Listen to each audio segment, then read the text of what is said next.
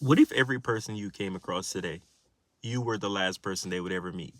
Would you go about interacting with them any differently?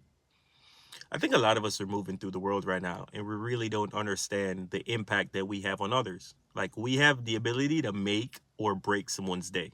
And I think a lot of us doesn't really appreciate that power for what it is. So, you know me, I'm a man of extremes. Well, if you don't know, now you know. I'm a man of extremes, right? Let's say that for the next 12 hours, everybody that you meet or come in contact with, you are the last person they will ever meet. Um, if you're gonna ask me how would I go about this, I would want every one of them to end with a smile. I'd want them to end the conversation with me feeling like, you know what, I can do this. I can take on the world. I can do everything. Matter of fact, that's what I think YouTube is for me. That's what it is for me. Everybody that comes across my videos or hear anything that I want to say, I don't want anything from you. I don't want you to follow. I don't want you to subscribe. Like I don't care for any of that. I want my message to resonate with you. I want you to walk away from this conversation being like, you know what? I have been being too hard on myself. I have been beating up my beating myself up for too much.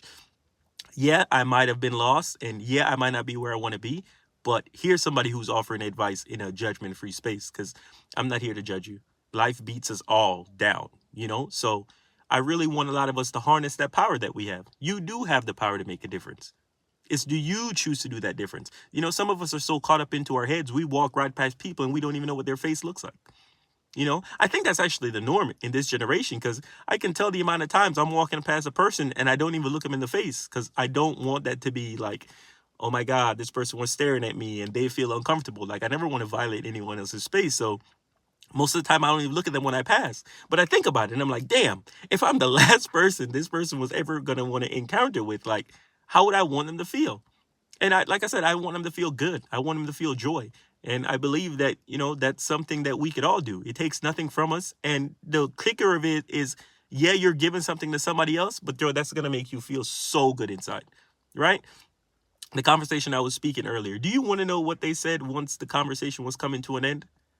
Thank you so much for taking the time to speak to us who's sitting around a garbage can smoking cigarettes, right? They were thankful that I seen them as human beings. They were thankful that I wasn't condescending and I approached them ready to talk to them as if we were equals, because we are, bro. Like, but that goes to show in which their mental state is in, how society is conditioned to view themselves. You understand? Like they're less because they're smoking by a garbage can. Bro, who cares? As long as you're not harming anybody else in the pursuit of whatever it is you want to do, who cares? You're still human. You still get treated with respect. You still get treated with basic decency. Like, what happened? Where did that go? That was such a wild take for me.